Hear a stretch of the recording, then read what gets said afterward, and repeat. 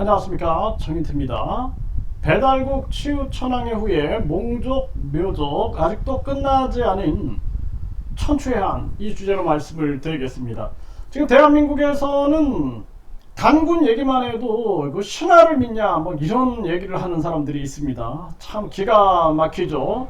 그러니까 대한민국이 급격히 서양화되고 뿐만 아니라 일본에게 나라를 빼앗기면서 조선 총독부에 의해서 조작된 그러한 역사, 그리고 사대주의에 물든 자들, 그런 자들에 의해서 완전히 왜곡돼 버린 그러한 역사, 그리고 지금도 부패한 기득권들은 민족의 혼을 지키는 것이 아니라 도리어 자기들의 자리만 지키면서 우리의 역사를 아주 하찮은 그러한 역사로 만들어가고 있는 것이죠.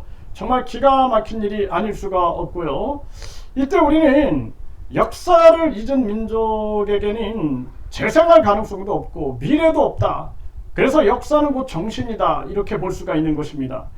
그래서 이 배달국의 치우천왕, 그러니까 배달국 14대 천왕, 그래서 치우천왕이라고 얘기를 하죠. 그래서 많은 사람들이 월드컵 때 그 치우천왕의 깃발을 가지고 많은 응원을 했던 것을 기억하면은 왜 그랬을까? 우리 국민들이 2002년 월드컵 때 왜 저 치우천왕 깃발을 가지고 난리를 쳤을까? 그게 바로 배달국의 14대 천왕이 치우천왕이었다라는 것입니다. 그래서 우리는 동이족이라고 그러죠. 동이족. 그래서 동이족 역사, 그래서 치우천왕이라든지 또는 태우복희 또는 영재신앙이라든지 이러한 부분들은 우리 배달국의 역사인 것입니다. 그래서 제가 이 아세안 지역부터 해가지고 중국의 윈난성까지 이렇게 쭉 국경을 넘어가가지고 이렇게 활동을 제가 하다 보니까 제가 느꼈던 것이, 그래, 이 배달국의 이 시원, 그런 그 선동성, 이쪽하고 굉장히 그 유사성, 어떤 민족적으로 느끼는 정서라든지 느끼는 문화적 감수성에서 굉장히 유사한 점을 많이 느꼈고, 또 우리는 입춘 그러면은 꽃이 펴야 되는데 이게 좀 절기가 좀 안 맞는 것 같아요. 우리는 입춘에도 뭐 아주 춥거든요. 그래서 몇 달 지나야지 이제 진짜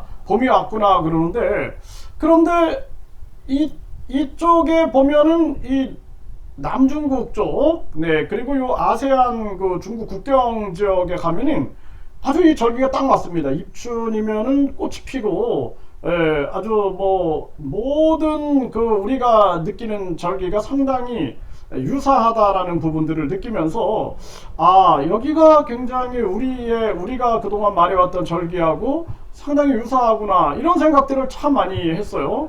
근데 요즘에 이제 정신이 있는 그러한 역사학자들이 이런 것들을 규명하고 있는 겁니다. 규명을 하고 있는데 이게 상당히 설득력이 있고 근거를 가지고 얘기하고 있는 부분들이 많아요.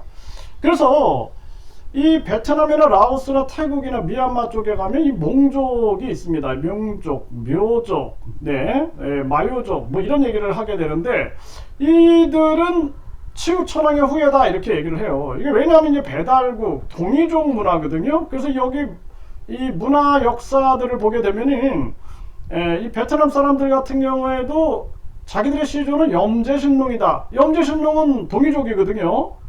배달국, 동이족. 그래서 염제신농의 시조다, 이렇게 얘기를 합니다. 그러면서 여기 보게 되면 난생사화가 있어요. 그래서 난생사화, 아래서 태어났다라는 거죠. 우리가 뭐 고주몽이라든지 우리 역사에서 보면은 이 아래서 태어났다라는 이 난생사화를 가지고 있는데 이게 유사하게 존재하고 있는 것입니다. 그리고 동이족 문화에서 이 모계사회, 이 모계사회 문화가 이렇게 쫙 연결되어 있는 모습을 보게 됩니다. 그래서 우리 지금 많은 그 한국인들이 이런 부분들에 대한 인식을 좀 해야겠다라는 생각을 하게 되고, 중국이나 아세안 또는 세계 활동을 하면서 이 몽족이나 묘족은 치우천왕의 후예다, 치우천왕의 후예다, 배달국의 후예다, 그 이들은 이 수천 년의 역사와 정신을 지켜오고 있거든요. 이런 근거들, 이거 우리가 깊은 관심을 가져야 된다. 저는 그렇게 말씀을 드리고, 네, 여기 보게 되면은 이 한국일보에서 힐링 아닌 생존의 땅, 한국 도움 기다리는 베트남 오지 소수민족을 다뤘어요. 근데 이 소수민족 얘기를 하면서 이 묵강짜이 얘기를 하고 옌바이성인데, 여기 보게 되면은 이런 그 몽족들이 살고 있는 겁니다. 이 몽족, 네, 이 몽족들의 삶을 이렇게 규명을 했는데, 이들이 얼마나 힘들게 살고 있는가. 결국에는 중학교까지 의무교육인데 40%만 고등학교에 진학을 하다 보니까 상당히 어렵게 살고 있는 거죠. 이제 기술을 배운다든지 대도시로 나가가지고 또는 가족들과 농사를 짓는 선택지 외에는 없는 거예요. 그러니까 16살이 되면은 돈벌이 해서 이러한 무슨 리조트 공사장에 나간다든지 이렇게 살고 있는 것입니다.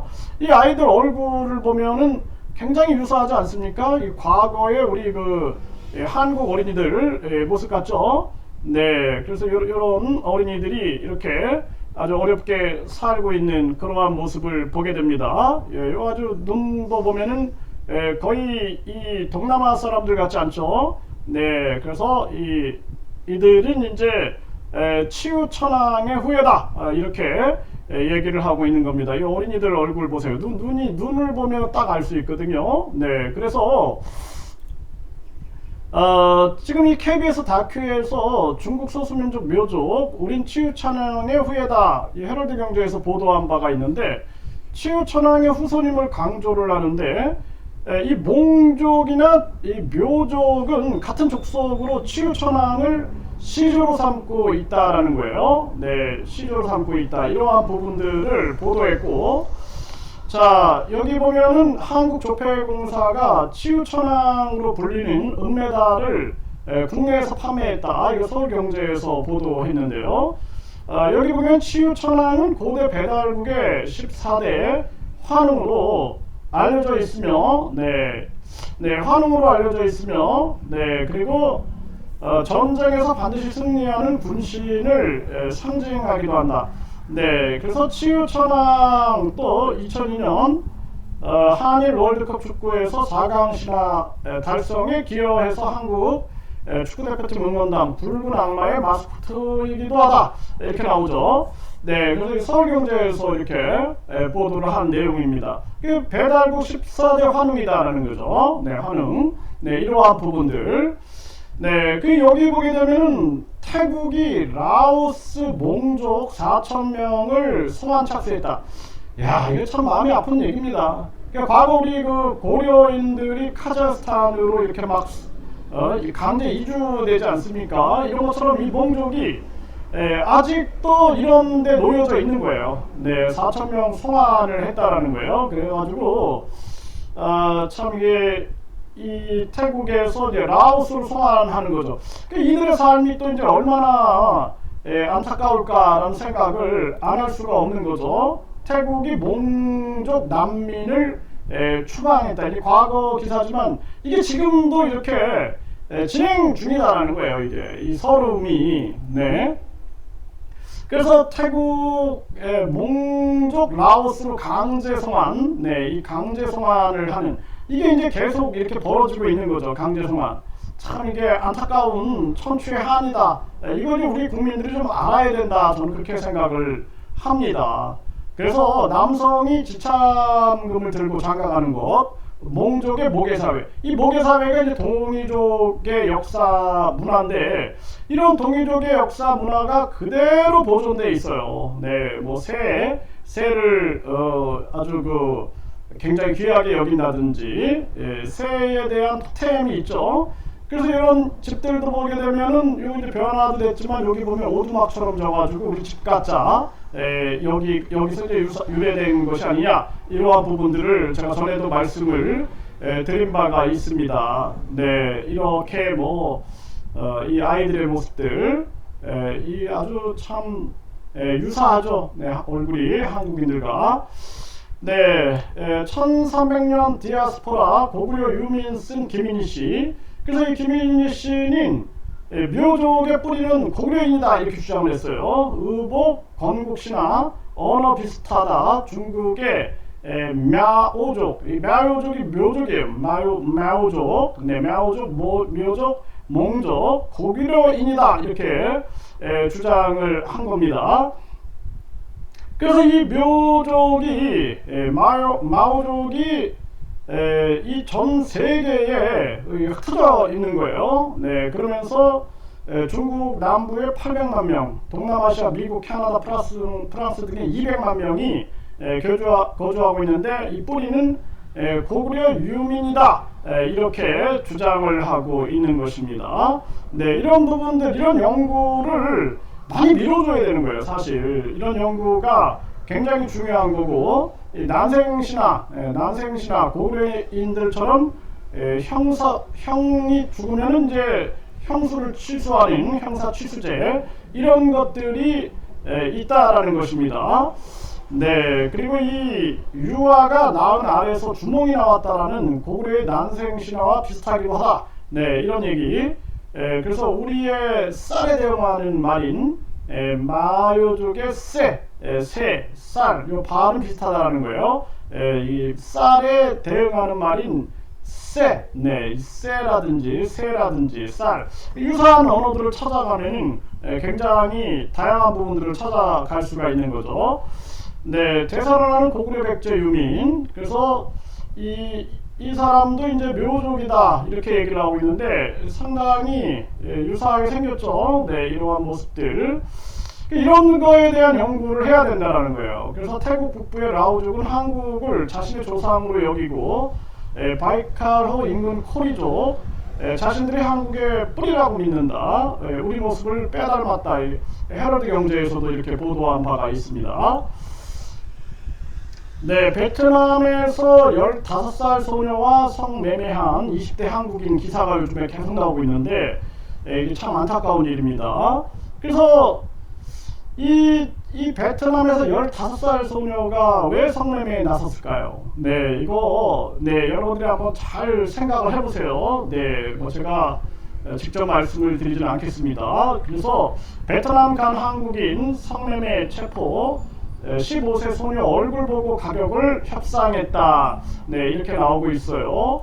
네, 그래서 지금 이 몽족, 네, 이 몽족이나 묘족이 본인들은 치우천왕의 후예다. 네, 치우천왕. 그래서 이 몽족이나 묘족은 같은 족속으로 치우천왕을 시주로 삼고 있고, 이 치우천왕은 배달국, 우리가 배달의 민족이다 그러죠. 그래서 무슨 짜장면 배달하는 그 배달이 아니에요. 네, 이 박다라는 거죠. 박다, 응달, 양달할 때 이 밝은 곳을 말하는 겁니다. 그러니까 태양의 땅을 말하는 거예요. 광명의 땅, 광명의 민족, 밝은 민족, 백민족. 그래서 이 소수민족들을 탐구하다 보면 뭐 마이족이라든지 이거 백족이라 그러는데 이 밝은 민족, 지금도 하얀 옷을 입고 우리가 대리석 이런 얘기하죠. 대리석, 대리국의 그 역사를 탐구해 보게 되면 이 동이족들이 산둥성 지역을 기점으로 해서 우리가 뭐 공자가 동이족이었다, 뭐 공자, 맹자, 묵자 뭐 이런 얘기들 많이 하죠. 이런 부분들도 근거를 가지고 우리가 관심을 가질 필요가 있다. 뭐 한자가 동이족의 문자였다라는 측면들, 뭐 이거는 이제 상식이 되어가고 있는데도 불구하고 저도 뭐 이런 영상을 올리게 되면 뭐 욕을 막 쓰는 사람들이 있어요. 뭐 그 이런 만화 같은 얘기를 믿느냐 뭐 이런 얘기를 하고 있는데, 직접 제가 경험을 하면서 근거를 가지고 지금 얘기를 하고 있죠. 네, 근거 없으면 저는 얘기를 안 합니다. 그래서 배달국 치우천왕의 후에 이 몽족 묘족 끝나지 않은 이 천추의 한이 있습니다. 왜 이들이 고산 지역에 살고 있고 지금도 송환당하는, 그리고 무국적으로 살아가는 이 고통을 겪고 있는가? 저출산 고령화 한국에 우리가 뭔가 좀 생각을 해야 되지 않겠는가라는 그러한 부분들을 계속 생각을 하게 됩니다.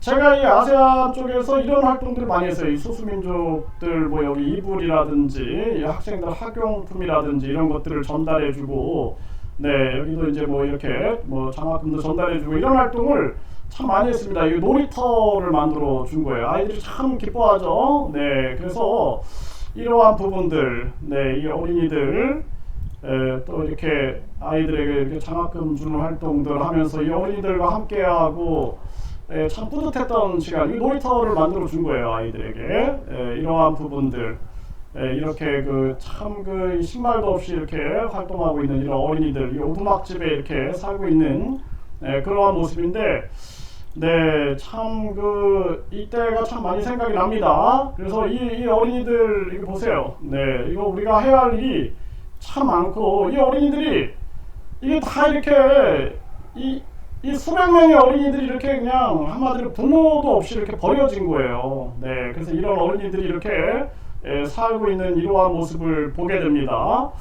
그래서 제가 이 학생들에게 한국어를 가르치면서 이 한국어를 이 소수민족들에게 이렇게 전파해 나가야겠다, 이런 비전들을 가지고 굉장히 많은 이 활동들을 했어요. 네, 참 이때 생각하면은 참 안타까운 그러한 생각들이 많이 들기도 합니다. 그래서 지금도 뭐 이러한 부분들의 비전들을 뭐 김태형 감독님하고 이렇게 얘기를 나누면서 민족 문화 예술가시기 때문에 이 얘기가 굉장히 깊이 있게 진행이 됩니다. 그래서 이러한 부분들 우리가 놓치지 말아야 할 부분이다, 저는 그렇게 생각을 하게 되고, 저도 뭐 지금도 제가 외국인들을 가르치고 이 소수민족들에게 한국어를 인터넷으로 가르치고 있어요. 지금도 그 하는 이유는 이 학생들을 가르침으로써 제가 계속 그 관심을 가지고 있다는 것을 보여주고 있는 것이고, 그리고 계속 제가 그 언어를 연구하고 있습니다. 네, 그 언어를 깊이 있게 연구해서 통역사들도 양성하고 있고 그러는데, 이걸 통해서 나중에는 이 배달국의 이 역사를 분명히 추적해 갈 수 있다. 왜냐하면은 이들이 아직도 수천 년의 그 정신과 역사를 지키고 있다는 거예요. 그래서 우리가 일본이 우리 역사를 왜곡시키고 사대주의학자들, 또 이 아주 자학, 이 아주 강단사학자들, 이런 자들이 우리 역사를 굉장히 많이 망쳐놨지만, 결국에는 이 역사를 바로 세워야 할 것도 바로 민족 정신을 가지고 있는 우리들의 몫이다, 저는 그렇게 생각을 합니다. 그래서 여기에 대해서 우리가 지속적으로 관심을 가질 필요가 있다. 그리고 이 저출산 고령화 사회에 우리가 이 흩어진 우리 그 동이족, 또 이 배달국의 이 역사를 연구하면서 흩어진 이 한민족, 이 디아스포라, 흩어진 한민족을 다시 끌어 모으는 것, 이것이 이제 하나의 이 저출산 고령화 한국 사회의 숙제가 되지 않겠는가라는 생각 또한 안 할 수가 없습니다. 그래서 많은 분들이 지금 뭐 아세안이나 이런 데 많은 여행을 가시죠, 중국에. 그때 이 치유천왕의 후예였구나, 네, 이러한 부분들을 인식하게 되면 보다 이제 많은 연구가 이루어질 수 있고 또 관심이 증폭될 수 있지 않느냐, 저는 그렇게 생각을 하게 됩니다.